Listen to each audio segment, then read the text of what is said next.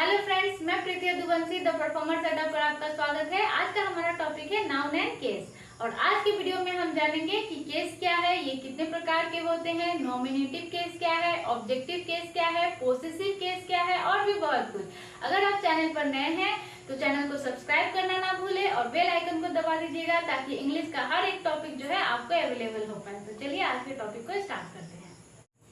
Case यानी कि कारक। Case shows a noun's or a pronoun's relationship with the other word in a sentence. किसी noun या pronoun का संबंध वाक्य के दूसरे शब्दों के साथ क्या है, यह हमें केस या फिर कारक से ही पता चलता है।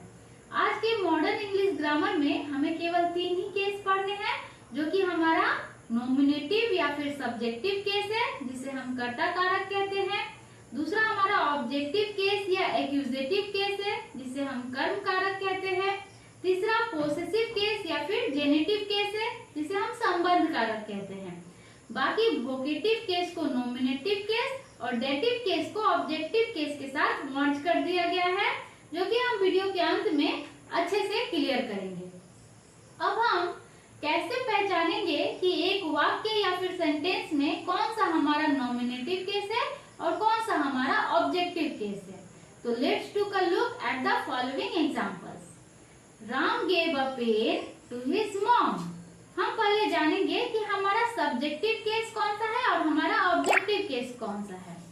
तो जो काम करता है वही कर्ता या फिर हमारा नॉमिनेटिव केस या फिर सब्जेक्ट होता है। हम ऐसे समझेंगे, जिसके लिए हु, कौन, किसने का प्रयोग होता है वही हमारा नॉमिनेटिव केस होता है। जैसे एग्जांपल देखिए, हु गेव अ पेन, तो आंसर होगा Ram gave a pen. Who perform action of giving, तो आंसर होगा Ram perform action of giving. Then Ram is the subject of the verb gave, तो हमारा कर्ता कौन हुआ? राम। राम ही हमारा कर्ता यानी कि नॉमिनेटिव केस हुआ।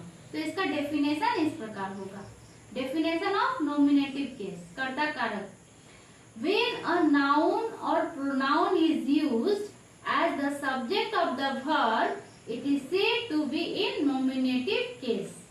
जब किसी नाउन या प्रोनाउन को किसी वर्ब के सब्जेक्ट के रूप में प्रयोग किया जाता है, तब उस नाउन या प्रोनाउन को हम नॉमिनेटिव केस करते हैं। जैसे Ram gave a pen to his mom। अब हम जानेंगे ऑब्जेक्टिव केस के बारे में या फिर ऑब्जेक्ट के बारे में। तो इसी ऊपर वाले सेंटेंस में देखिए, इसे पहचानने के लिए होम और व्हाट यानी कि किसे और क्या का प्रयोग किया जाता है। होम गेव अ पेन यानी पेन किसे दिया गया, तो आंसर होगा मॉम। व्हाट गेव, क्या दिया गया, तो आंसर होगा पेन। यहाँ मॉम और पेन दोनों ही हमारा ऑब्जेक्टिव केस या फिर ऑब्जेक्ट है। इसे हमेशा वर्ब या प्रीपोजिशन के ऑब्जेक्ट के रूप में यूज किया जाता है। तो डेफिनेशन क्या होगा ऑब्जेक्टिव केस का यानी कर्म कारक का? When a noun or pronoun is used as the object of a verb or preposition is said to be in objective case। जब किसी नाउन या प्रोनाउन को किसी वर्ब या प्रीपोजिशन के ऑब्जेक्ट के रूप में यूज किया जाता है तो इसे ऑब्जेक्टिव केस कहा जाता है। जैसे Ram gave a pen to his mom. इस सेंटेंस में हिज मॉम और पेन दोनों ही हमारा ऑब्जेक्ट यानी ऑब्जेक्टिव केस है। अब हम पोसेसिव केस के बारे में जानेंगे। डेफिनेशन ऑफ पोसेसिव केस यानी कि संबंध कारक।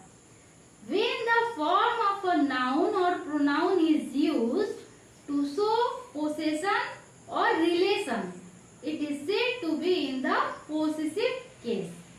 जब किसी नाउन या प्रोनाउन को हम अधिकार दिखाने या संबंध दिखाने के लिए इस्तेमाल करते हैं, तो उस नाउन या प्रोनाउन को हम पोसेसिव केस में होना समझते हैं। जैसे it is Ram's book, this pencil is mine. जब नाउन नॉमिनेटिव केस या ऑब्जेक्टिव केस में होता है तो उसका रूप नहीं बदलता, पर जैसे ही वो नाउन पॉजिटिव केस में आता है तो उसका रूप बदल जाता है। जैसे Ram gave him a pen, तो राम क्या है, हमारा नॉमिनेटिव केस में है यहाँ पे। He gave a pen to Ram, तो यहाँ पे राम देखिए ऑब्जेक्टिव केस में है। इट इज राम्स पेन, तो राम्स क्या हुआ, पोसेसिव केस हुआ। तो यहाँ पे देखिए राम जो जब नॉमिनेटिव केस में था या फिर ऑब्जेक्टिव केस में था तो वो राम था, लेकिन जब वो पोसेसिव केस में आया तो राम्स हो गया, उसका रूप बदल गया। तो हम कुछ यहाँ पे एग्जाम्पल यानी कि एक चार्ट लेते हैं, इस चार्ट को याद करने से काफी हमें हेल्प होगा। जैसे नॉमिनेटिव केस, ऑब्जेक्टिव केस और पोसेसिव केस के एक चार्ट है। जैसे आई जब नॉमिनेटिव केस में होता है तो आई होता है, और जब वो ऑब्जेक्टिव केस में जाता है तो मी हो जाता है, और पोसेसिव केस में माई या फिर माइन हो जाता है। वी नॉमिनेटिव केस में वी, और ऑब्जेक्टिव केस में अस, और पोसेसिव केस में आवर या फिर आवर्स। यू जो है हमारा नॉमिनेटिव केस में यू रहेगा, ऑब्जेक्टिव में भी यू रहेगा, और पोसेसिव केस में योर या फिर योर्स हो जाएगा। ही, हिम, हिज, सी, हर या फिर hers, it, its, they, their या फिर देयर्स, हु, हुज। अब हम जानेंगे कि वोकेटिव केस, जिसे हम संबोधन कारक और डेटिव केस यानी कि संप्रदान कारक कहते हैं, इनके बारे में। तो वोकेटिव केस क्या है, इसे हम संबोधन कारक कहते हैं। When a noun or pronoun is used to address a person directly, it is said to be in vocative case.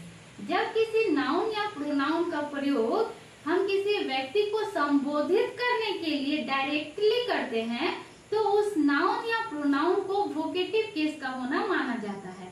जैसे राम गो देयर, तो यहाँ राम को संबोधित किया गया है, जो हमारा वोकेटिव केस है, और हमारा नॉमिनेटिव केस भी है, इसीलिए इसे नॉमिनेटिव केस में मर्ज किया गया है, क्योंकि ये लगभग एक जैसा ही है। अब देखिए डेटिव केस यानी कि संप्रदान कारक। When a noun or pronoun is used as the indirect object of a verb or preposition, it is said to be in dative case. जब किसी नाउन या प्रोनाउन को किसी वर्ब या प्रीपोजिशन के इनडायरेक्ट ऑब्जेक्ट के रूप में यूज किया जाता है तब उसे हम डेटिव केस में होना समझते हैं। जैसे Ram gave him a pen, him यहाँ इनडायरेक्ट ऑब्जेक्ट है, तो हिम हमेशा डेटिव केस में ही है और हमारा ऑब्जेक्ट भी है। इसे एक जैसे होने के कारण इसे ऑब्जेक्टिव केस में मर्ज कर दिया गया है। तो आई होप आज के वीडियो से जो है आपको केस बहुत ही अच्छे से क्लियर हो गई होगी। तो मिलते हैं अगले वीडियो में।